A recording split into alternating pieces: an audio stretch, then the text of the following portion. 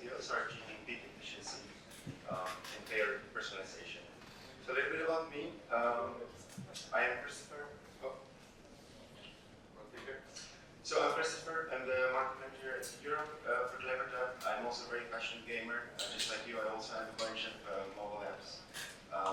And Democratizing provides solutions for game studios to build deeper relationships with their players, to really drive more engagement, retention, and higher LTV. So you're probably here because you or your company, you've launched a game. So I want to say congrats, you made it already halfway here. That's massive, and I think now you start having some challenges, right? Because players like your game, and some of those players, they spend a little bit, some of those players, they spend a lot more, and these are really your MVPs that you want to create strategies and streamline processes for. You want to focus on these more than others. But growing a game is also really hard, as we all know, right? We can see that you're losing daily active users, players constantly churn, your CPIs begin to climb, and it's really difficult because you need to increase your LTV at a much faster rate to keep up with the pace. It's also that the monetization part of it, especially post IDFA, will make you more difficult to track. And it's the whole picture of both monetization but also retention, which is encapsulated in LTV, that is extra challenging. So sometimes you see with certain games that your KPIs, they start to plateau, unfortunately. Or worse, even dip. So it's time for action.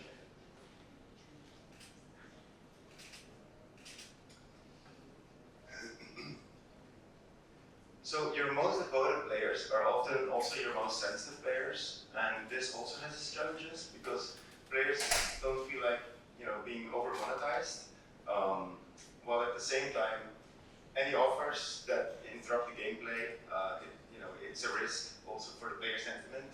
And paradoxically, even though you want to do campaigns to get more revenue, it's also kind of interrupting with it at the same time. So it's about finding this balance with those devoted players. So whom of you have ever had a bad review of your game? Hands. So, very well, and very honest. It's actually a social experiment question to see how honest you are.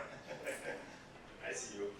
So what we see here is a screenshot of Reddit. I think we all have, communities or forums where your games are being discussed. The title reads out, so it's crazy how bluntly greedy the indie gaming scene is. And this is really challenging how to deal with this, because you have to walk the tightrope between growing customer lifetime value, but also getting flamed out by some of your players. And these players are actually your MVPs also. So it can be quite challenging to deal with this, to see this, and still stay motivated to work in your game. At the same time, you want to keep your brand in a positive way, and it's really hard. We really understand that, so we're going to talk about this a little bit more as well.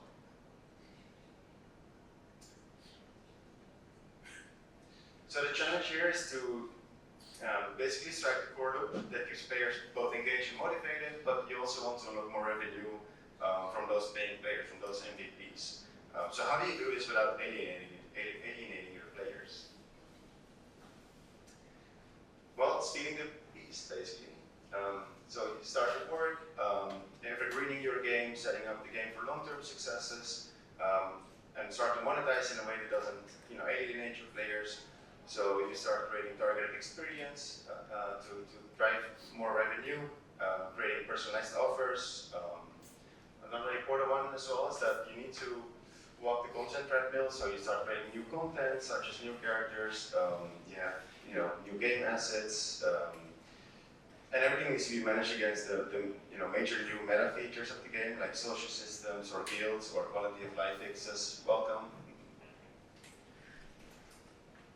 And the goal really here is to be more agile, which is challenging on its own, because being able to react to problems, derive insights from data, and enable your game teams to execute with speed and accuracy, that's very challenging working with multiple people and multiple projects.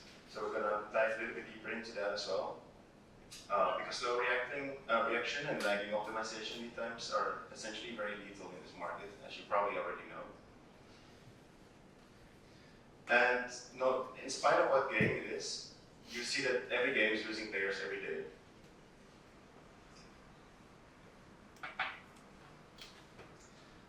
And on top of that, aligning teams is also really difficult. Because how do you balance execution of the game's roadmap, new features, limited time events, and player lifecycle marketing, with your engineering team already being very busy?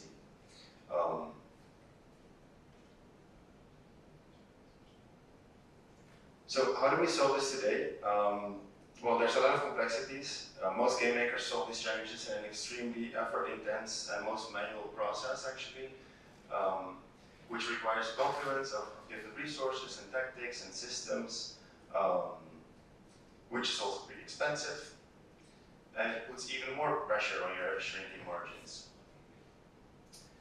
So how do we solve this today?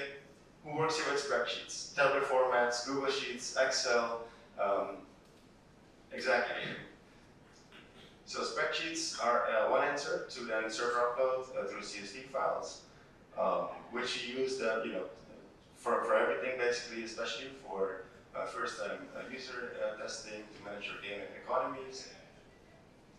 And you feed these spreadsheets to your back-end engineering team, who have to write code to then issue calls to your back-end to configure assets in your game. And who would have thought that this is not the best solution? It's not a solution though, that should be noted. But the CSV format, at one point, it's just, it's not conducive to agile game management. But yet, you gotta do what you gotta do.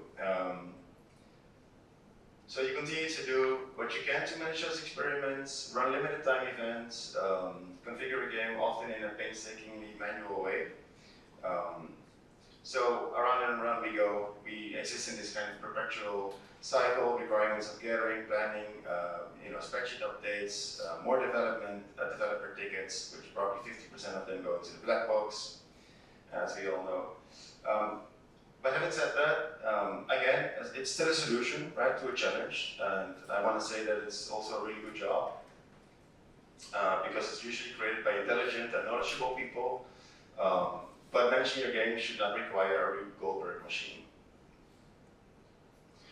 So the new way is you empowering your business teams.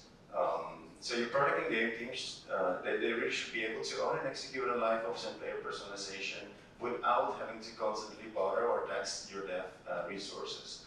So free your developers from day-to-day game and event management requests, and liberate your technical teams. Let your PMs do what they do best. Let them manage the game.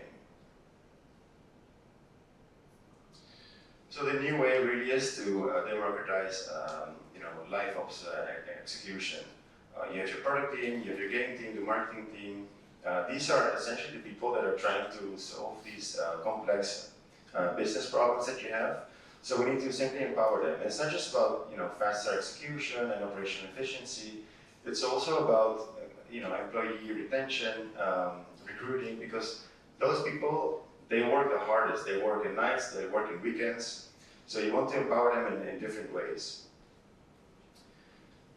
So product game teams, they need next-gen tools, essentially, to provide the ability to manipulate the game experience in context with in-game offers and events without the need for developer involvement. They need this independency. So how it's done, and bear with me on this one.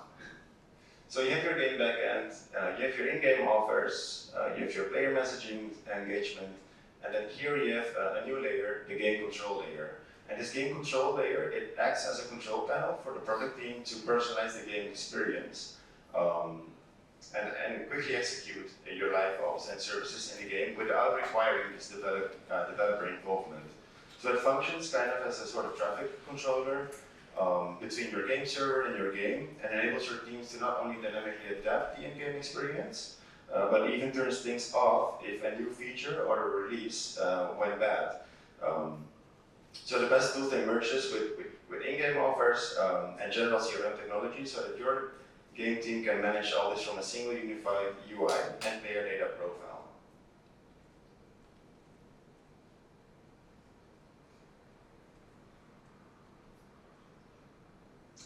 So here we have a case study of one of our clients that I wanted to share with you. This is Terragenesis Tilting Point. It's a free game to play, and essentially what it is like it's a gorgeous world building simulator game that is published by Tilting Point, and it plays in the universe basically, and it's using laws of physics with a lot of variables to create new worlds essentially.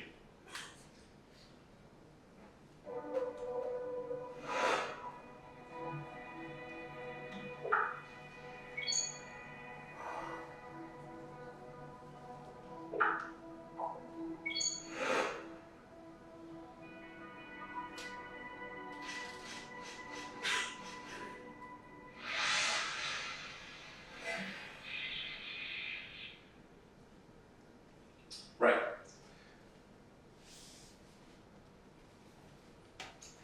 Okay, so I want to get into into some of the challenges that Terragenesis had.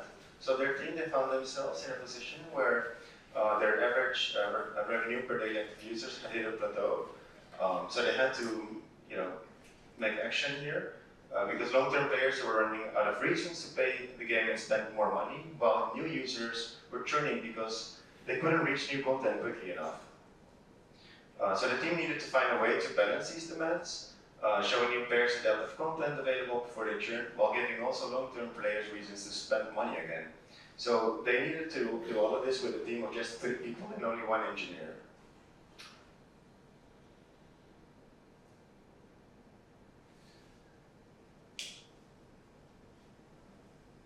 I think the battery is low. Okay, so to make the simplest change to a game prior to implementing a LiveOps solution, it will take the TG team 4 hours of engineering time, 8 hours of QA, 24 hours waiting for Apple to approve the submitted build, and another 72 hours for progressive rollout of this build. So that equals to a full 108 hours to just release an event or just fix a bug in the game. So the team then leveraged the solution initially to do A/B testing, the numeral events and elements of the game. Then they moved into toggling new features on and off to methodologically roll out new features to their database over time.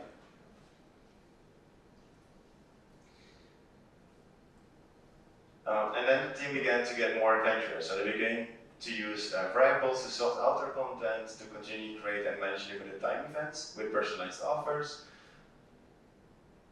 And this then reduced, drastically the need for frequent client updates and the hand editing of JSON files, which effectively eliminated the engineering bottleneck for the team. Actually, let's get back here because I want to put it a little bit into more context because it's about driving flexibility in the game, but also getting around the roadblocks that always exist with your game management process. So as long as you're operating with fixed parameters for changes, you could manage an infinite number of events. And it's, again, not just about operational efficiency, it's also about quality of life for your team. So this is Hunter. He leads the PM team. He couldn't be here with us on stage today, but we do have his code that I wanted to share with you.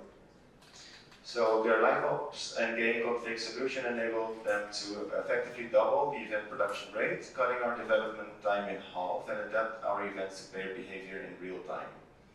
And this helped them drive an in-app purchase increase of 25% and also a 15% increase in overall ARPDAU. So helping the game hit its highest revenue peaks in nearly 3 years actually.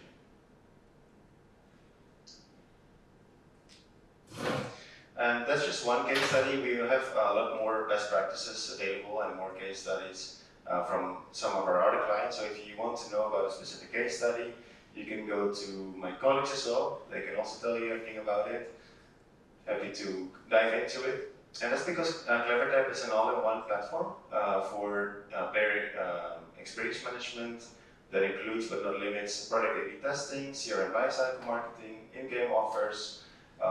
And if you dive a little bit deeper, I'll just name a few examples, but under LiveOps and player engagement, you have push notifications, emails, and a lot more other channels. In game config, you have obviously A/B testing was mentioned already, personalized experiences. In player analytics, you have a very smart systems to predict churn, predictive modeling, and many more. Also on the player event data story, player segmentation, scheme management, and many other parts of it that we have not mentioned here. But if you come later to the booth, Francesco and Tom can tell you a little bit more in depth depending on what kind of games you have. So again, thank you so much for your time. Spending your Sunday here actually.